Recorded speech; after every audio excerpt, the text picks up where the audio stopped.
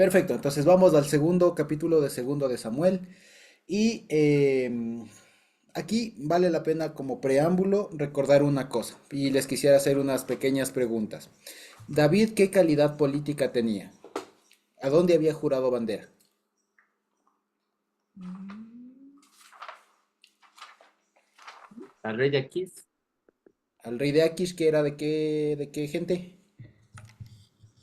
los ah, filisteos. sí. Filisteos, Filisteo. exactamente. Entonces estaba con con el Equipo. ejército enemigo, ¿no? Con el equipo enemigo, por así decirlo, ¿no? Con los malos de la historia, como solemos decir, ¿no? Estaba con los filisteos, es decir, no era aliado de Israel. La situación política en Israel, ¿qué era? Estaban, como se suele decir, en acefalía, ¿cierto? Porque no había rey, ¿cierto?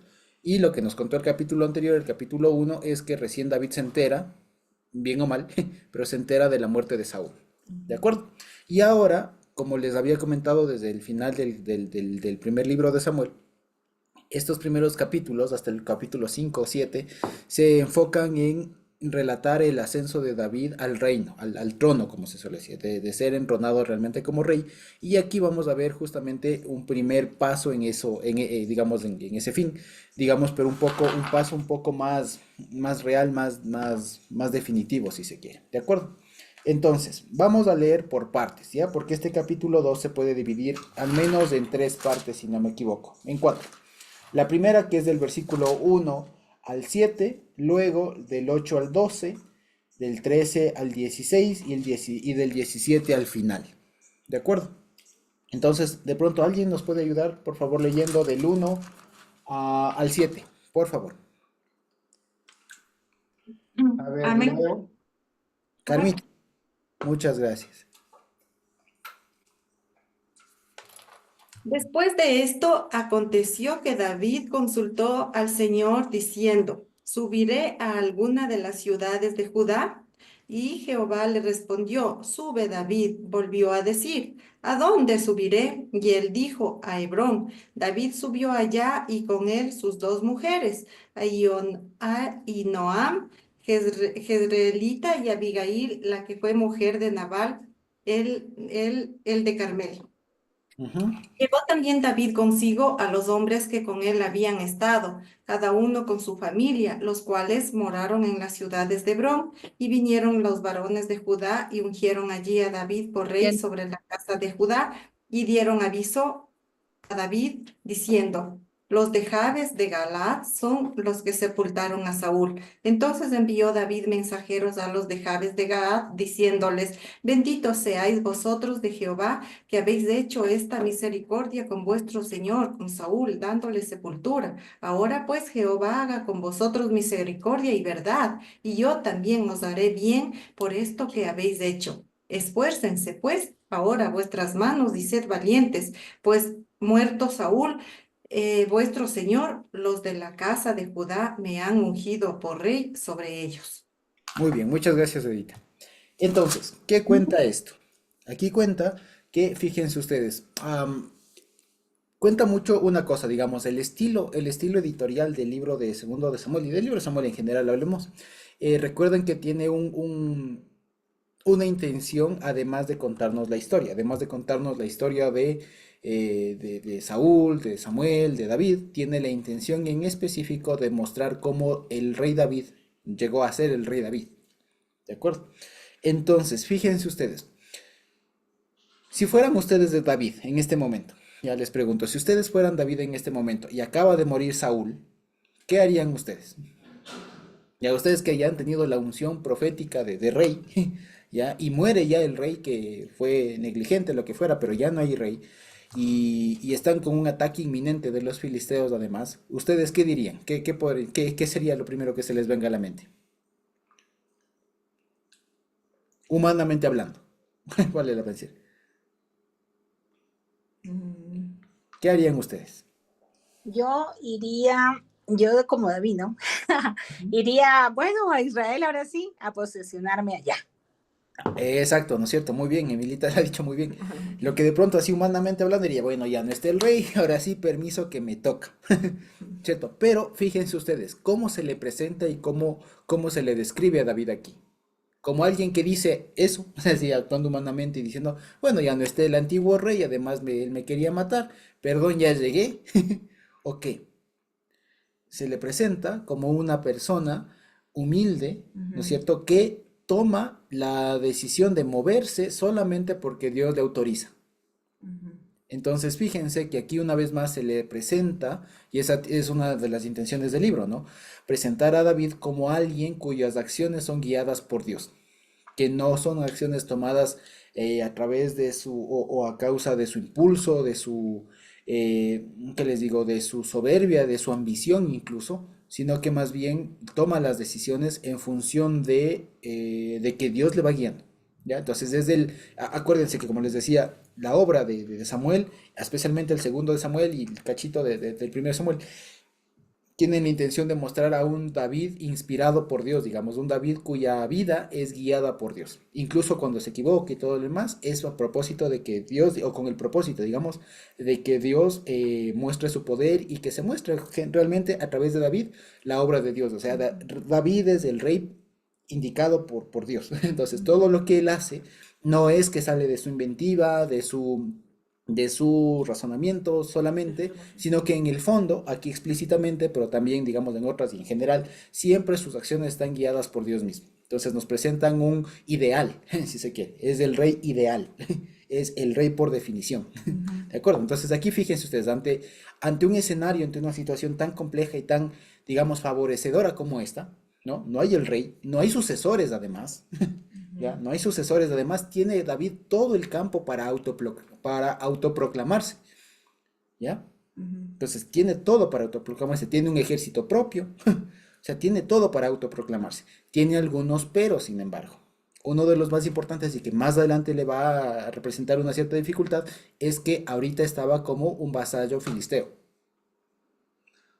¿Ya? Sin embargo, acuérdense ustedes que él era muy, muy inteligente y aunque había jurado bandera, digamos, con los filisteos, con un rey filisteo, por así decirlo, mejor era bandera, cuando él atacó a los amalecitas, mandó el botín, ¿se acuerdan? Los regalos a los líderes de Judá.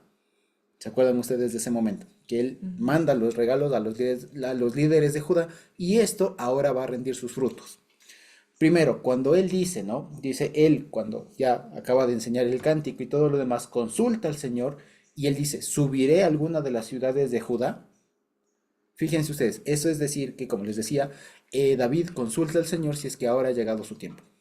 Ahora, la pregunta siempre, acuérdense, de cómo es que se consulta, no es, y no nos imaginemos en la época que él solito se apartaba, no se apartaba a algún lugar y decía, oh Señor, o como hoy haríamos, ¿no? Indícame, sí, ujú. y de pronto se abría el cielo y decía, ve, alguna cosa así, o que se dialogaba. No, la forma más común de consulta en la época era a través del Urim y el Tumim. Y acuérdense que David tenía al sumo sacerdote Abiatar con él. De tal manera que para David, y que era el legítimo sucesor del sumo sacerdote, entonces para David era muy fácil consultar al Señor. O sea, tenía a la mano la forma auténtica de consultar al Señor. Subiré a las ciudades de Judá y Abiatar, a través del Urim y el Tumim, del Efod, ¿no es cierto? Pues consultaría y salió sí. Ahora, ¿a qué ciudad subo? Esta pregunta, fíjense que no es de sí y no, pero aparentemente más bien la pregunta hubiera sido, subiré a Hebrón. Ya, y voy a decir Hebrón en lugar de Hebrón, como decimos en español, porque así se dice en hebreo. ¿Ya? Hebrón. Y van a ver que tiene una ciudad, es una ciudad muy importante, digamos, ¿ya? Entonces sube a Hebrón. Entonces la pregunta que él habría hecho en realidad no es tanto subiré a cuál ciudad y le dijo a Hebrón, sino que más bien él posiblemente preguntó directamente, ¿subiré a Hebrón? Y salió sí. Ujú. ¿De acuerdo? O la otra es que posiblemente haya, digamos, atinado a varias ciudades y salió que sí a Hebrón. ¿Ya? Básicamente. Ahora, Hebrón, ustedes se acuerdan de pronto, solo por si acaso. ¿Alguien se acuerda otro nombre que haya tenido esta ciudad, Hebrón?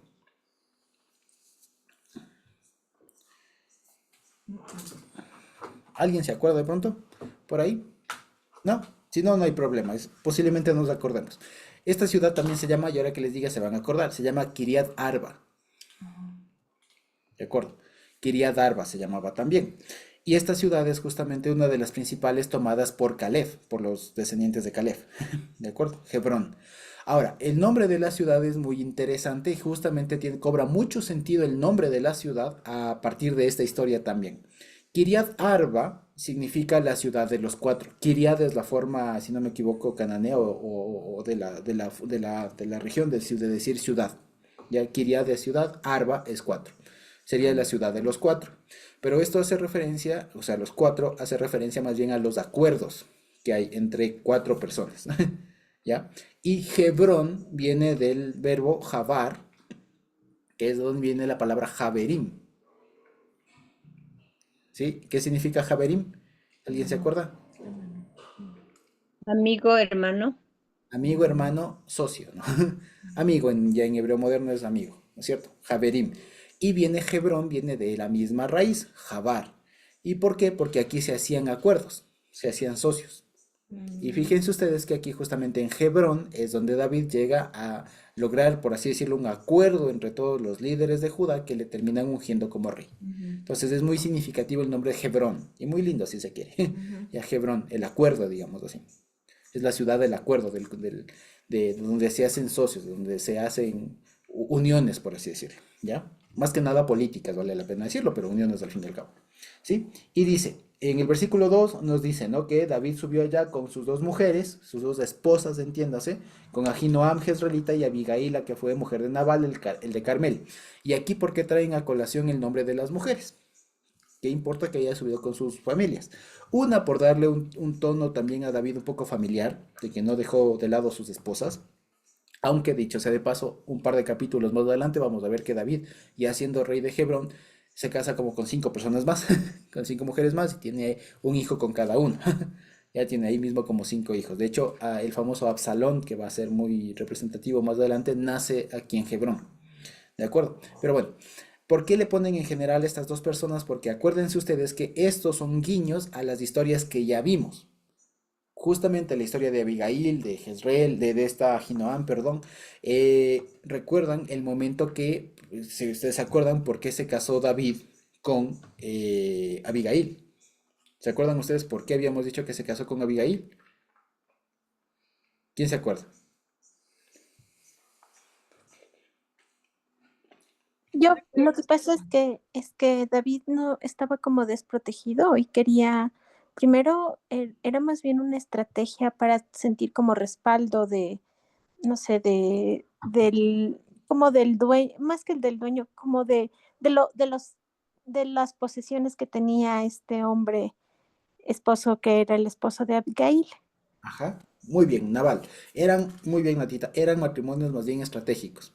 Porque como David, como bien decíamos, en esa época estaba desprotegido, ya murió Samuel, perdón, en esa época, y le habían quitado la esposa, ¿no es cierto? A la famosa Mical le habían quitado, entonces quedó desprotegido, y él busca, digamos, este matrimonio especialmente con Abigail, porque Abigail, al ser la viuda de Nabal, que era un hombre poderoso de la época, al casarse con Abigail, él heredaba todo digamos, las posesiones de Nabal. Entonces llegó a tener poder y además se hacía también amigo de los de Judá. ¿Ya? Entonces ahora tiene mucho más pegue y con la Jezreelita de acá también, ¿no es cierto? También es un matrimonio, digamos, estratégico, por así decirlo, ¿ya? Más allá de cualquier cosa, sabemos que está mal, digamos, tener más de una esposa, pero en ese momento fue como él vio la forma de tener algún respaldo también. En todo caso, ahora le va a servir de mucho, porque al ser el esposo de una persona, aparte de que él es judío, pero tener el respaldo y tener el respaldo, digamos, de haberles enviado a los de Judá los regalos del botín de la guerra y el tener también un vínculo con alguien de ahí, le hace mucho más familiar y le abre las puertas para que los judíos, o sea, los de Judá en esa época, no le rechacen. Entonces ahorita vienen dando frutos todo lo que él hizo en su momento. El casarse con Abigail, el mandar los regalos, me explico, el huir en su momento, ahorita vienen dando fruto todo lo que él hizo en su momento. ¿Ya? Fíjense cómo se va, digamos, armando el panorama, digamos, y todo aquello que en un momento fue desastroso, que iba huyendo, que se casa en una huida, que le toca pelear contra, contra otras personas, jurar bandera ajena y todo lo demás, ahora comienza a rendir frutos todo lo que él hizo bien. Y por eso, como les decía, se ve la mano de Dios detrás de la vida de David. ¿De acuerdo? ¿Qué más dice? Llevó también David consigo a los hombres que con él estaban, cada uno con su familia, los cuales moraron, no dice tanto en las ciudades, porque Hebrón sí era una ciudad, entiéndase más bien en las aldeas de Hebrón, porque en esa época eran, acuérdense, o digamos ustedes, la historia de, o digamos el panorama como de más o menos como en la etapa feudal, en donde había una ciudad principal y alrededor había unas aldeas satélites que dependían de la ciudad principal. Y ahí vivían la gente y ahí tenía sus tierras y todo lo demás, pero todo dependía política, digamos, de manera política de la ciudad central, que en este caso era Hebrón, era como decir la capital, ¿ya? Eso básicamente, y fíjense ustedes que ahí una vez más nos abre el panorama para que cuando nos imaginemos o recordemos la historia de David huyendo y todo lo demás, no era David solito, sino era David con 600 hombres y cada uno con sus respectivas familias. Entonces ahí nomás era unos, ¿qué será? Unos 1500 personas, hagan cuenta, si no es más, 2000 personas tal vez, solo poniendo así, ya, más cosas, animales y un montón de cosas que tendrían, era una buena cantidad de personas con las que se movilizaba David. Entonces migra, digamos, de Ziklag a Hebrón. Ahora, solo les voy a compartir el mapa para que veamos dónde es que estaba y no hablemos así como de memoria. Lo que tenemos aquí es el mapa de la tierra de Israel, ¿no es cierto? Aquí está el Mar Muerto, ahí lo podemos ver. Está el Mar Muerto, el Mar Mediterráneo.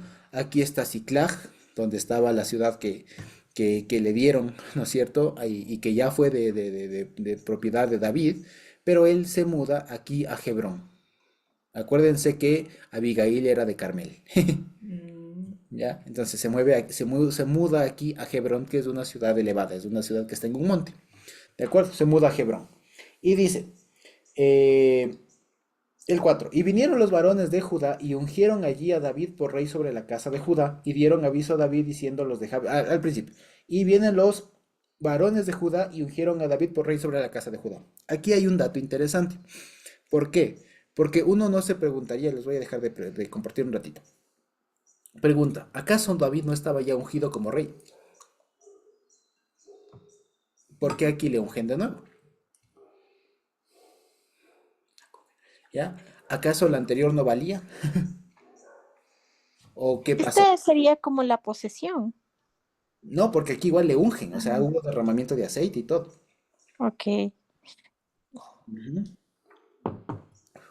¿Qué creen ustedes? Tal vez vuelven a repetir el acto porque ya pasó algún tiempo. Ah, vuelven a repetir, como que le renuevan, quizá, algo así. Sí. Ok. ¿Alguna otra idea?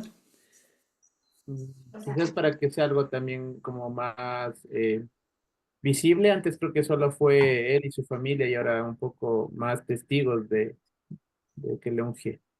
Ok. Muy, muy bien. Perfecto. ¿Alguien más? O ¿No? sea que a veces Dios tiene un método que cuando lo repite algo es como que se confirma, tal vez. Puede ser también. Interesante. Pero fíjense ustedes, ¿qué tipo de unción era la que le hizo Samuel? ¿Y qué diferencia hay con esta unción? Primero, ¿quién le unge? Allá en 1 Samuel, ¿quién le unge a David? Samuel, ¿Era? Samuel, el sacerdote. No. No, ¿Samuel qué era? Profeta. el profeta. Profeta. Muy bien, entonces es un ungimiento profético. Si lo ven. En cambio aquí este ungimiento, ¿qué es? ¿Quién o quiénes le ungen? Pero le unge, ¿Quiénes le ungen acá? El Los varones pueblo, de Judá. los varones. Ajá. Los varones de Judá. No es del pueblo. Ya, son los varones. Dicho más técnicamente, son los ancianos. Es decir, las autoridades. Ya, las autoridades de Judá. Entonces, fíjense que es diferente la unción. Una es la unción profética, si se quiere espiritual, que le dio, que es la que tuvo Samuel, que le dio a David. Y otra diferente es la unción que le hacen los líderes de la región. Y esto es algo importante, porque es más o menos, pongan ustedes, es algo así como, por decirlo así, tal vez de manera muy, muy, muy, muy, muy, muy a grandes rasgos, como decir la primera y segunda venida del Señor. O sea, la primera vino para liberar de manera espiritual y la segunda ya realmente viene aquí y manda.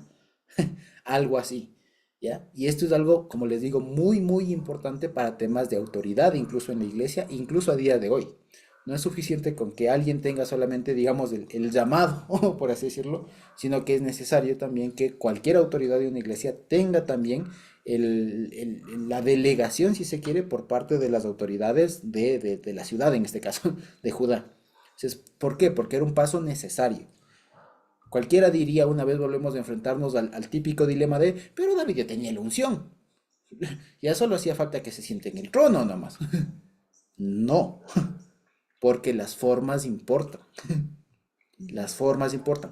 Podía tener toda la unción y ahorita ya podía no haber rey en Israel, pero era necesario que los líderes de ahí le unjan también como rey.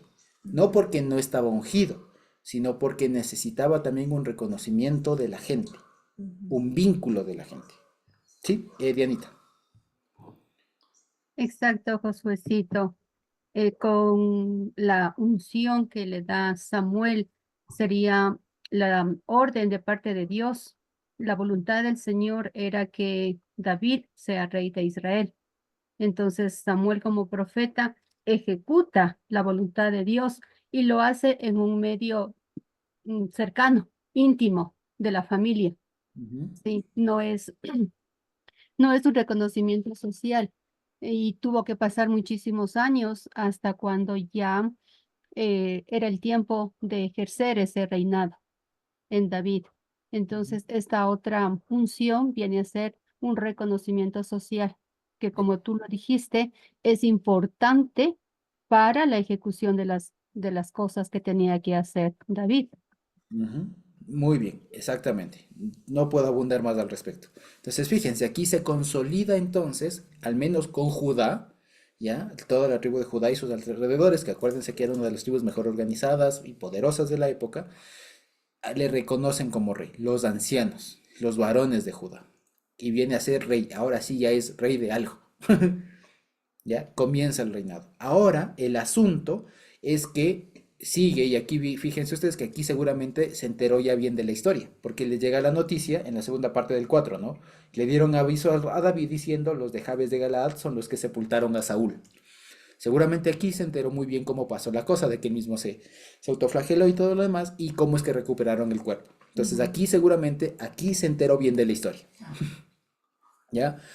¿Y qué pasa? David aquí se encuentra en una situación muy, muy, muy delicada. ¿De acuerdo?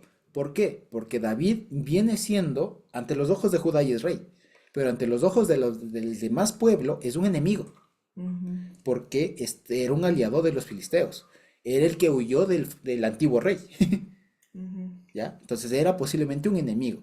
Y ahora él se juega digamos, hace una jugada muy riesgosa, muy arriesgada, al mandar una noticia a los de Jabes de Galaad que eran fieles al rey Saúl.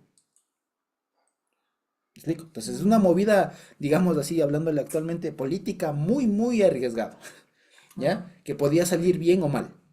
Vamos a ver cómo sale. ¿De acuerdo? Pero manda el mensaje y es un mensaje muy sentido y muy inteligente, muy, muy inteligente. Porque fíjense ustedes lo que le dice, ¿no? Entonces David envió mensajeros a los de Jabes de Galaad diciéndole, pues solo para ver en dónde estaban, voy a compartirles el mapa para no hablar de memoria, ¿ya? Aquí lo voy a hacer un poquito más pequeño para que veamos todo. Entonces fíjense ustedes, David está aquí en Hebrón, ¿de acuerdo? En Hebrón, y manda mensajeros hasta acá, a Jabes Galaad, al norte, ¿de acuerdo? ¿Ya? Estaba aquí en Ziklag, viene a Hebrón y manda mensajeros a Jabes Galaad. O sea, tuvieron que jalarse todo el viaje acá y llegar a Jabes Galaad, cruzar el río incluso. ¿Ya? Es un viajecito considerable, al menos en esa época que iban a pie, a lo mucho a caballo, alguna cosa así. O sea, era un viajecito. ¿Ya? Y les dice, fíjense, benditos sean ustedes del Señor que han hecho esta piedad, esta gesed, dice ahí, gesed con vuestro Señor, con vuestro Señor, con Saúl dándole sepultura. Fíjense ustedes. Y les dice, ahora pues el Señor haga con ustedes gesed vehemet, misericordia o piedad y verdad, y yo también les daré bien por esto que han hecho. Esfuércense ahora vuestras manos y sean valientes, porque muerto Saúl, vuestro Señor, los de la perdón, los de la casa de Judá me han ungido por rey sobre ellos. ¿De acuerdo? ¿Cómo se puede entender este mensaje? Este mensaje primero es un mensaje muy, muy inteligente, porque tiene dos lados del mensaje. La primera es decirles, ustedes son varones virtuosos, o sea, les ensalza, les alaba, porque les dice, ustedes hicieron bien con su Señor. A la vez que él también no desconoce a Saúl, no le dice, ese rey sucho, o alguna cosa así. No, ese Saúl ya murió, pero bueno, ustedes fueron buenas gentes. No, le dice, ustedes hicieron muy bien, bendito sean del Señor, que ustedes hicieron solidaridad, hicieron piedad con Saúl. ¿Ya? Benditos del Señor. Es una forma muy, muy, muy bonita, digamos, de conectar con la gente, decirle bendito seas. Ya, bendito seas del Señor porque hiciste piedad. Y aquí la otra, en el versículo 6, es muy sentido. ¿Por qué? Porque fíjense ustedes lo que le responde. Ahora pues, el Señor haga con ustedes misericordia y verdad. Gesed behemet. Entonces, fíjense que aquí hay una característica de reciprocidad. Ustedes hicieron Gesed con Saúl. ¿Qué dirían aquí? ¿Qué era lo normal? Acuérdense que Gesed de solidaridad, ¿no? Es hacer lo mismo por el otro. Pero cuando hablamos de solidaridad, implica que el otro puede devolver el favor. Pero pequeño problema. ¿Cómo Saúl les va a devolver? Si estaba muerto. Entonces aquí es muy ingenioso David, muy, muy inteligente, porque les dice, ustedes hicieron solidaridad, hicieron algo bueno hacia Saúl, y Saúl debería estar en capacidad de pagarles, de devolverles el favor, de ser recíproco. Pero como Saúl está muerto, él no asume esa carga, sino que dice más bien, Dios sea con ustedes. Ya que no hay quien, digamos, de parte de Saúl pueda ser recíproco con ustedes, Dios sea el que les haga lo mismo en verdad. Haga Gesed behemet, haga piedad y verdad. ¿De acuerdo? Y ahora, eso digamos lo que por cuanto han hecho, por la obra buena que hicieron de recuperar el cuerpo de Saúl. Y lo segundo, entonces fíjense, primero comienza con esta noticia de alabanza, una bendición de parte del rey nuevo de Judá. Y lo segundo que les dice es, y ante la muerte de Saúl, vuestro señor, ya, de Saúl, vuestro señor, los de acá me han ungido rey. Entiéndase. ¿Qué les está diciendo? Como ya no hay Saúl, el que era rey, con ustedes fueron rey, ustedes, lo que le está diciendo en pocas palabras es, ustedes están desprotegidos, no hay rey en Israel. Y acá me han dado ya la autoridad y tengo ya la autoridad para poderles proteger. O sea, lo que le estaba diciendo es, únanse. Yo les reconozco a ustedes, sean recíprocos conmigo. O sea, es una, digamos, una cuestión muy diplomática lo que está haciendo acá David, ¿no? Muy, muy diplomática. Sin embargo, hasta ahí corta la historia. Ahora, volvamos al mapa, porque esto es importante para lo que vamos a seguir leyendo. Recordemos que los mensajeros de David van hasta acá, hasta Jabes Galaad. ¿Ya? Vamos a ver. Dice el 8.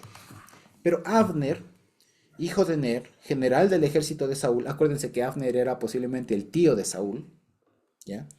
Abner, hijo de Ner, que de hecho, entre paréntesis, aquí en hebreo se le llama Abiner. Abiner. ¿Ya? Abiner, hijo de Ner, ¿ya? Que algunos comentan que posiblemente el nombre original no era Abner, que algunos dicen como padre de luz, sino Abiner, o sea, mi padre es luz. Ya, Abiner, ok. Entonces dice, pero Abner, hijo de Ner, general del ejército, príncipe del ejército de Saúl, tomó a Ishboset, ¿ya? Tomó a Ishboset, hijo de Saúl, y lo llamó a Mahanaim, y lo hizo rey sobre Galaad, sobre Jesur y sobre Jezreel, sobre Efraín, sobre Benjamín y sobre todo Israel. De 40 años era Ishboset, hijo de Saúl, cuando comenzó a reinar sobre Israel, y reinó 2 años. Solamente los de la casa de Judá siguieron a David. Y fue el número de los días que David reinó en Hebrón sobre la casa de Judá 7 años y 6 meses. Y Abner, hijo de Ner, salió de Mahanaim a Gabaón con los siervos de Isboset, hijo de Saúl.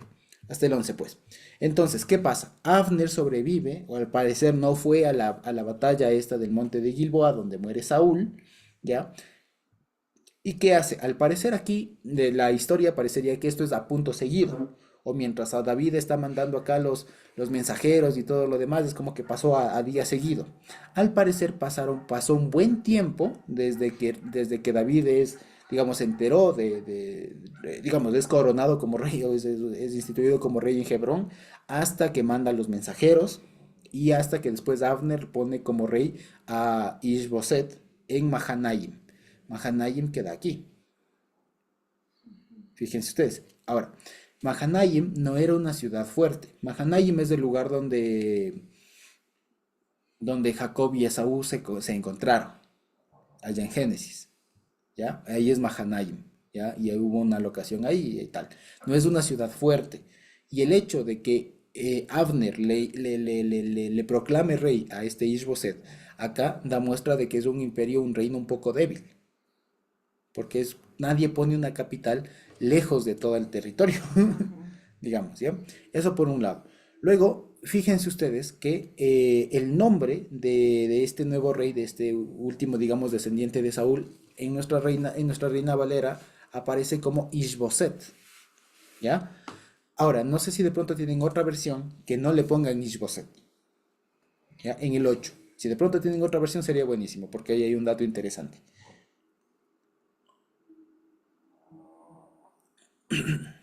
Ishboset. ¿Tienen por ahí?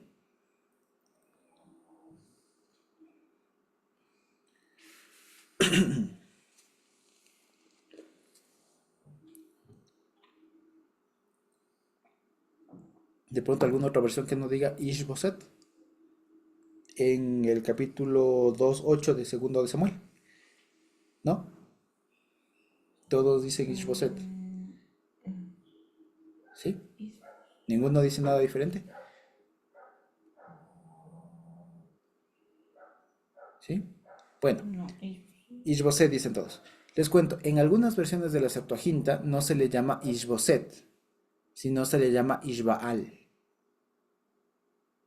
¿De acuerdo?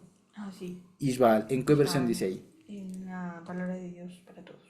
La palabra de Dios para todos, por ejemplo, ponen Ishbaal. Y de hecho, sin ir muy lejos, en Crónicas, en el libro de Crónicas, cuando se le recuerda a Ishboset, no se le llama Ishboset, se le llama Ishbaal. Ahora, la pregunta de siempre es que, ¿cuál era el nombre original? Y aparentemente el nombre original del hijo de Saúl es Ishbaal. Aquí está, Josuecito. Sí, En esta versión dice así. Abner, hijo de Ner, jefe del ejército de Saúl, tomó a Isbaal, hijo de Saúl, ahí y está. le hizo pasar por Mahanaim. Ajá, Ishbaal. ¿No es cierto? Muy bien. Gracias. Eso dice aquí. Ahora, ¿cuál es la cuestión? El asunto es lo siguiente, que por lo general, hay una práctica en los libros bíblicos de ridiculizar algunos nombres que no son muy honrosos, o el ridiculizar nombres de personas que no son muy honrosos. ¿Se acuerdan ustedes de los nombres, por ejemplo, de este rey, justamente Eglón, ya en los jueces, este que era gordo, y Eglón significa gordo, glotón?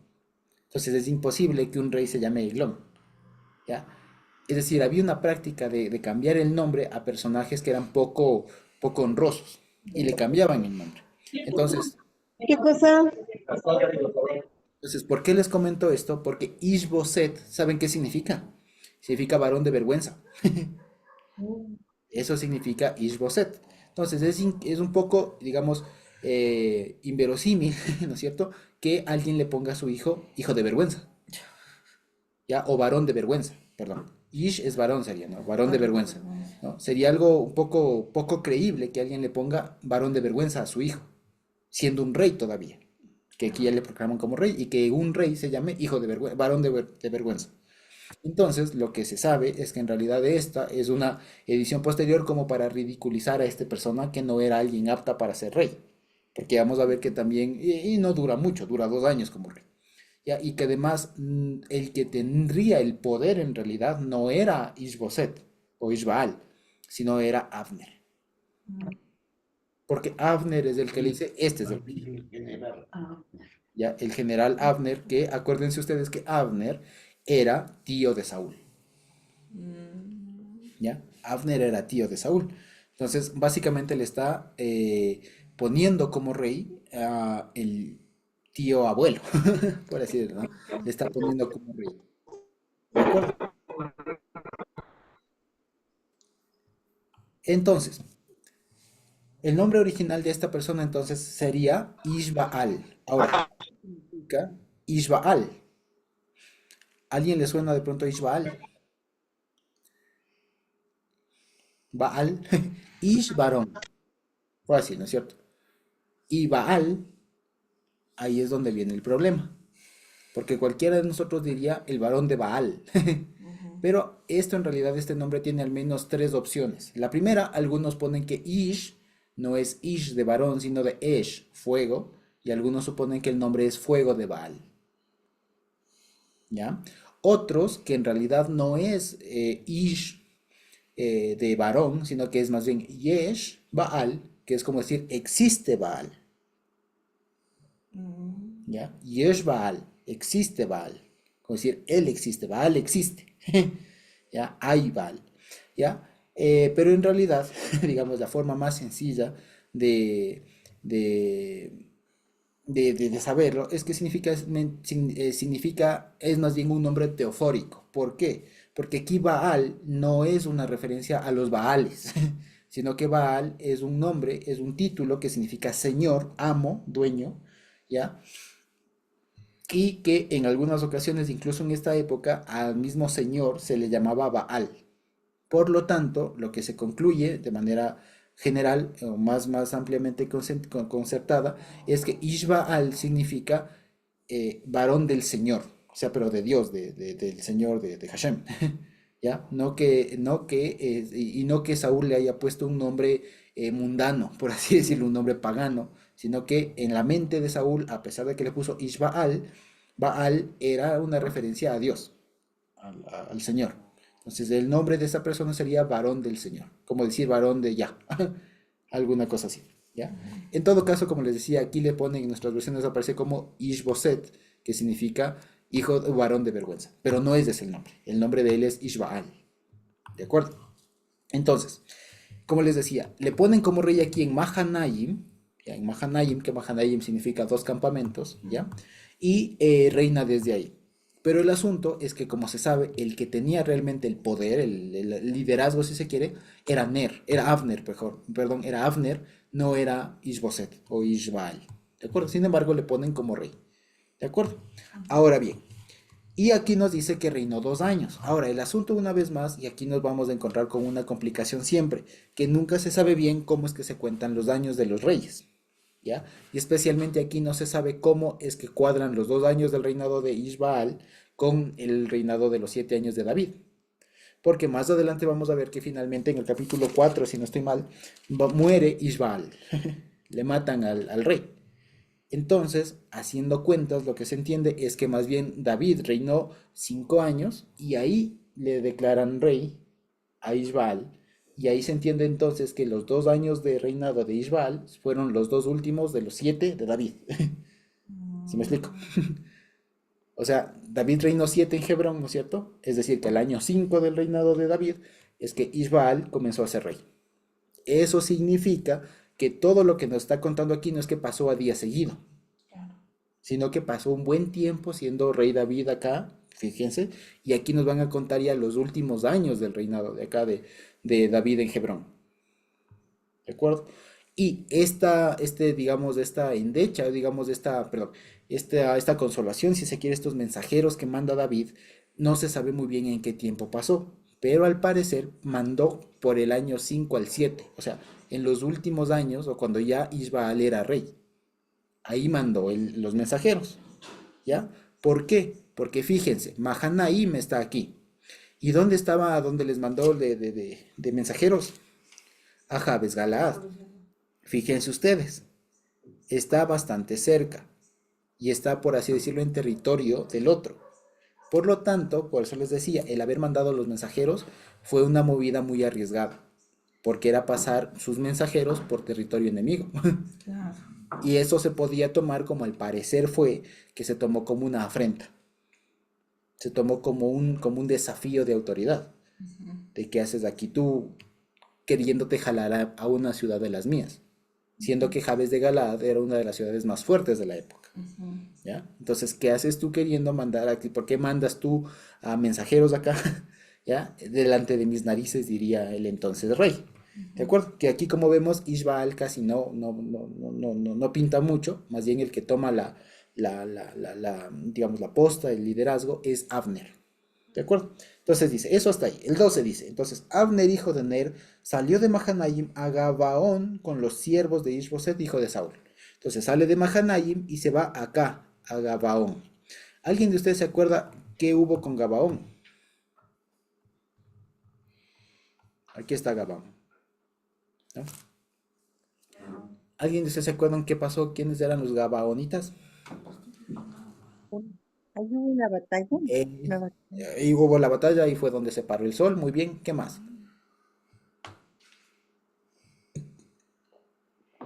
¿Se acuerdan lo que les hicieron los Gabaonitas en el tiempo de Josué?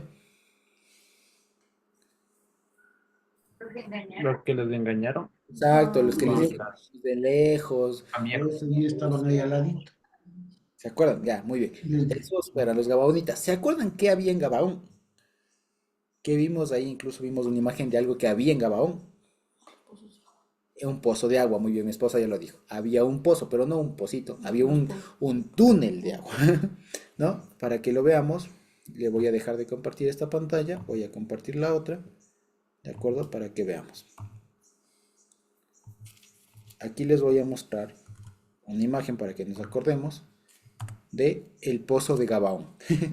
Ya, es un pozo, en realidad es un túnel hacia adentro, ya, que esto es lo que se encontró en la ciudad que hoy, hasta hoy pueden ustedes ver, si es que alguien va a Israel, pueden ir a Gabaón y conocer esto en vivo y en directo, ya. Actualmente, si ustedes ponen, por ejemplo, simplemente en el internet ponen, por ejemplo, voy a poner en inglés porque ahí hay más información, pero si ponen, por ejemplo, el Gabaón estanque, por ejemplo,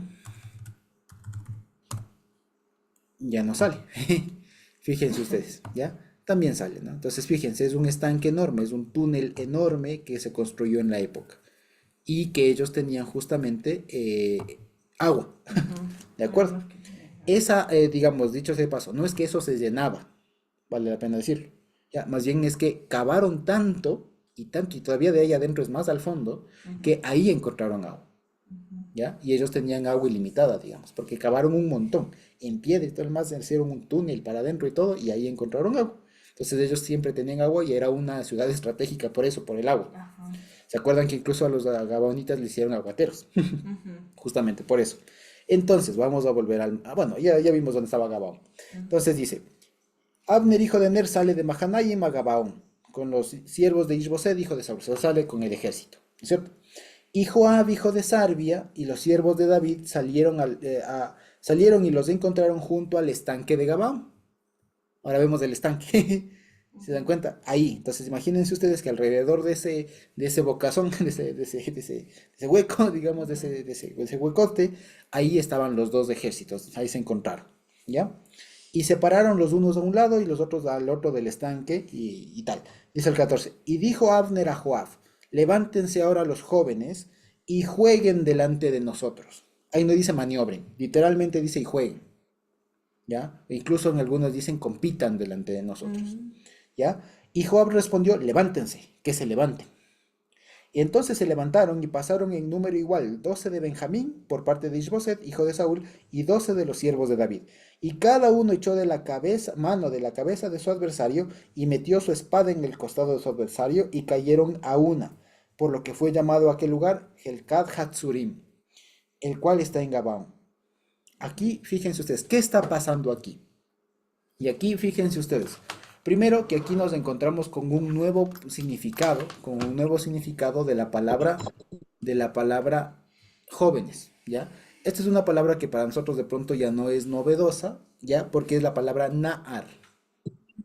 La palabra na'ar, ¿se acuerdan que muchas veces hemos visto que es muchacho, sirviente, joven, el dependiente, ¿no es cierto? Na'ar, pero aquí acuérdense que estamos en un contexto militar y en el contexto militar la palabra na'ar tiene otro significado, ¿ya?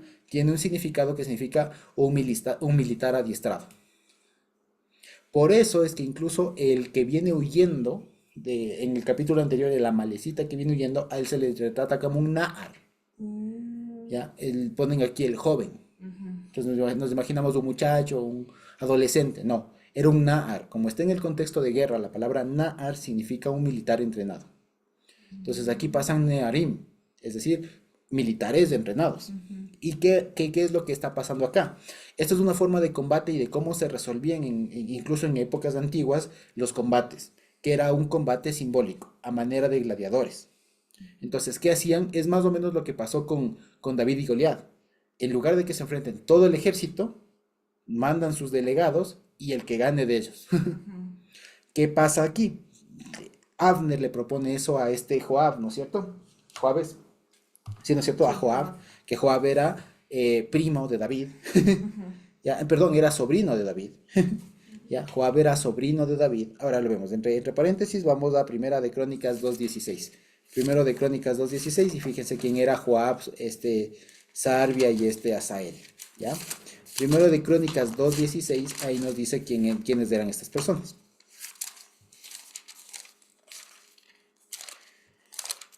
Primera de Crónicas 2:16.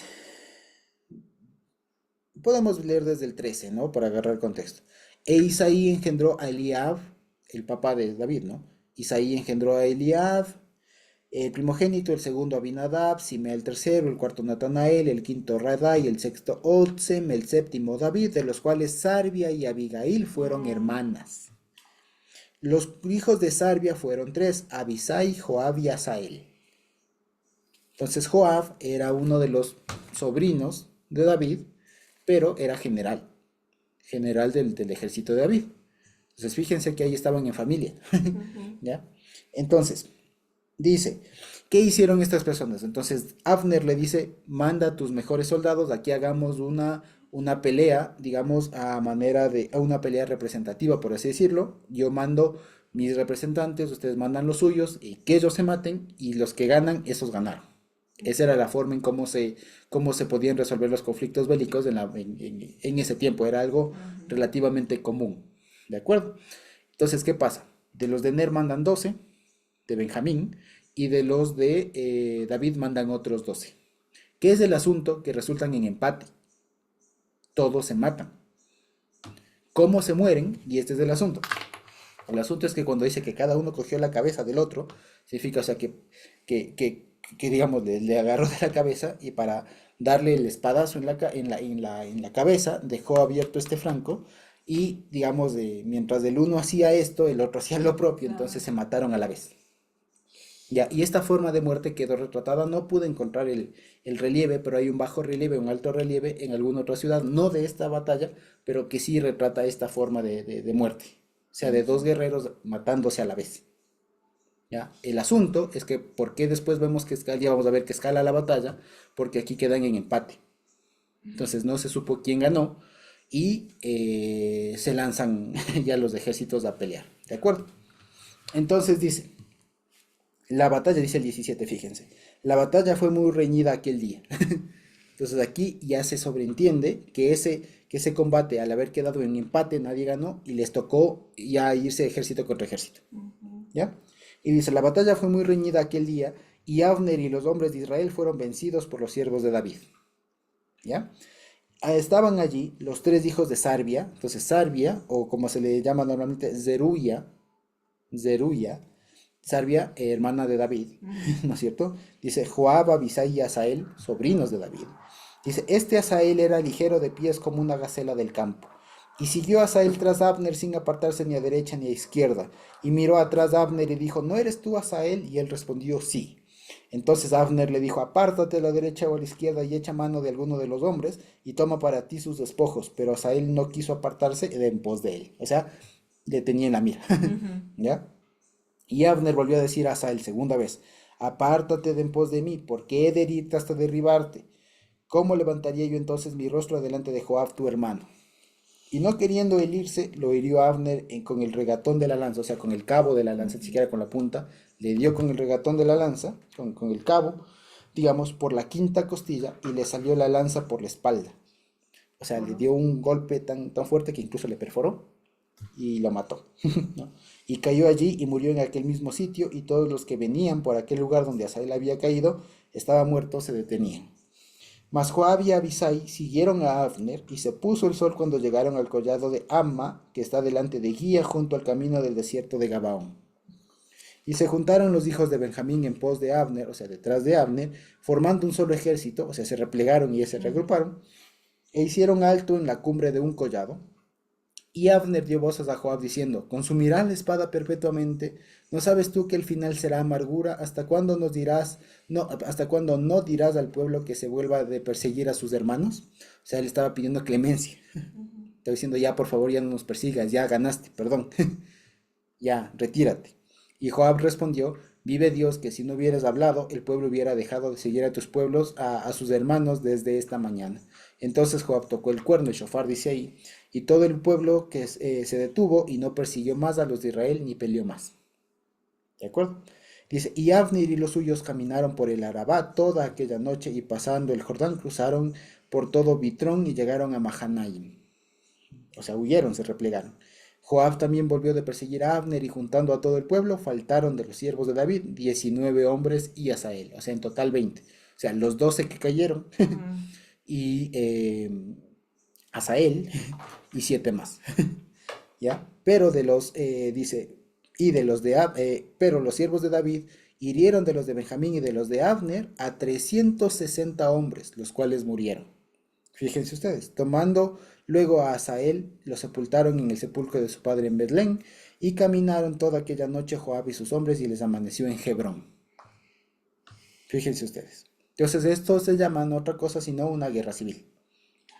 Una guerra civil entre los dos reyes. ¿Ya? Una guerra ahí. Entre el rey, entre las tropas de Ishboset y las tropas de David. Aquí fíjense ustedes que hay una curiosidad por lo siguiente. Y esto que se va a ahondar ya más en el capítulo 3 cuando lo veamos la siguiente semana. ¿Ya? ¿Qué pasa? Aquí se le retrata a Abner, que era uno de los súbditos del anterior rey, como alguien más sensato. ¿Sí o no? Se le retrata como alguien mucho más sensato, que en medio de la batalla le dice al que le está persiguiendo: no me persigas, ándate, coge, o sea, mata a alguno más y coge sus despojos. No me persigas. Segunda vez, no me persigas, que si no, yo te gano. Y a la tercera lo acabó. O sea, procure el diálogo, alguien un poco más sensato. Y segundo, que cuando ya logra reunir toda la gente, se para y les dice: oigan, ya, perdón, paren de perseguirnos, por favor. Ya no sigan matando porque siguen derramando sangre de sus hermanos, regrésense. Entonces se le presenta, fíjense ustedes, al enemigo, al general enemigo, entre comillas, al enemigo de David, como alguien mucho más sensato. A diferencia de los dos generales o de las tropas sobrinos de David, como algunas personas un poco más irascivas, más pasionales. El mismo Asael, que termina muriendo, es una persona que aquí se le presenta como alguien impulsivo.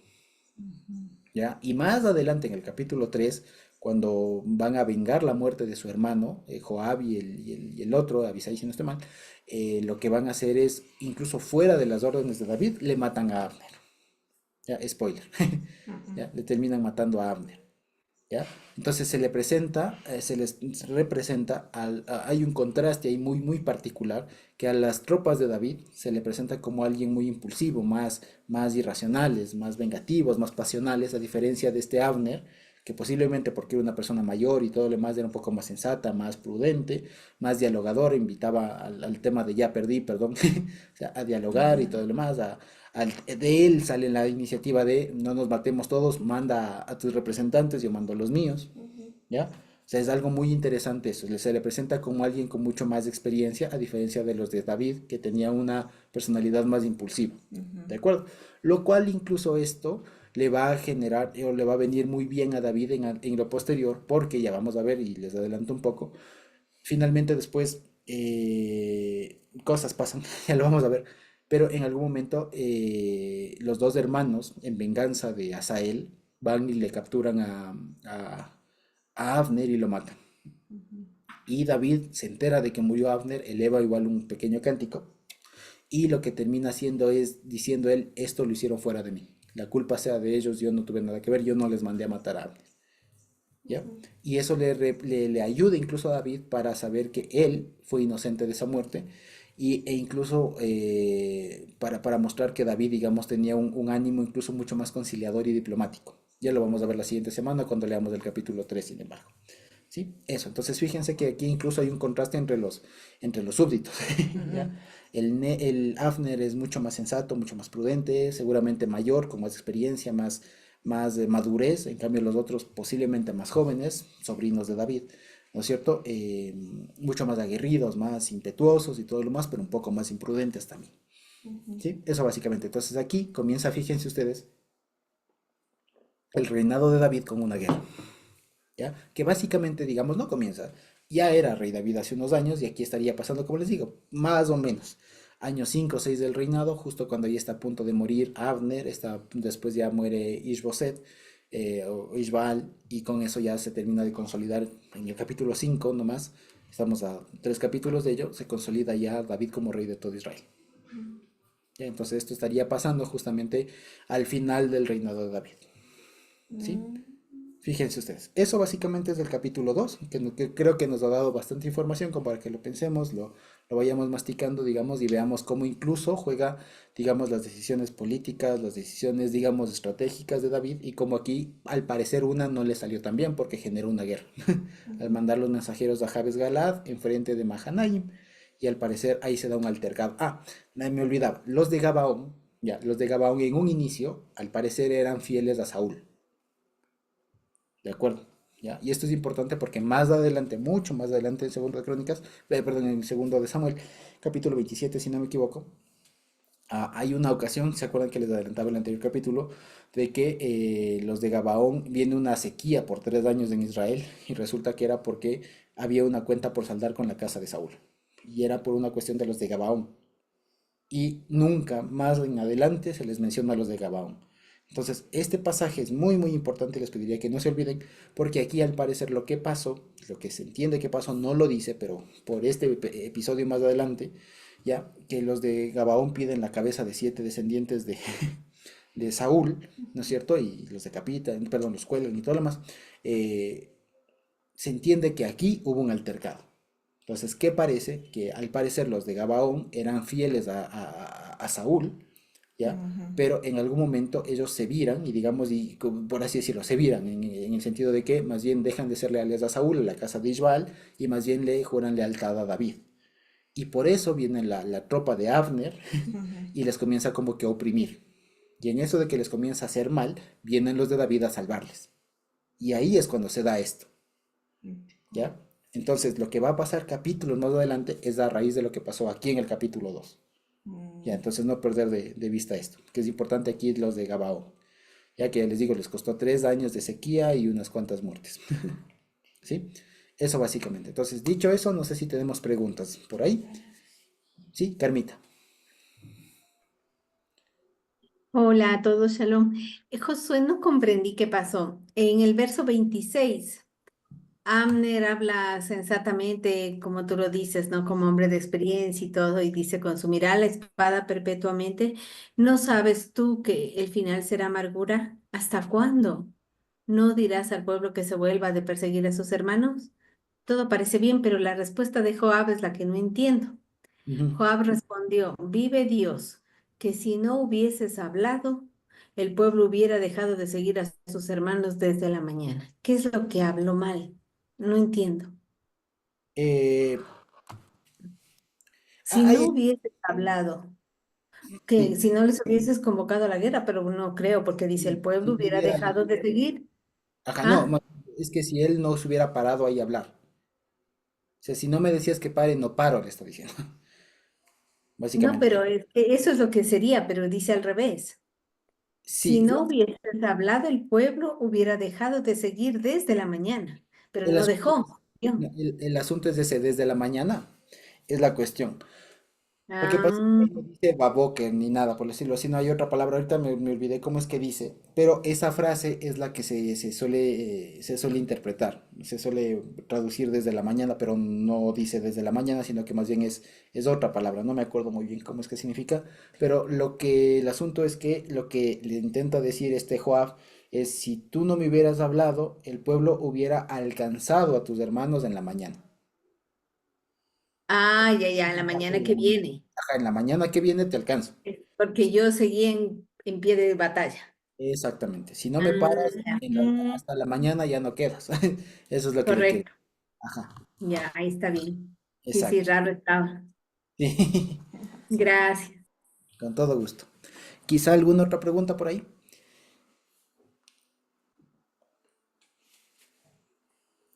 ¿No? Muy bien. Entonces, Dios bendito, hemos terminado con esto el capítulo 2 de Segundo de Samuel y nos quedan algunos más. Entonces, eso. Entonces, Dios bendito. Terminemos por hoy la grabación.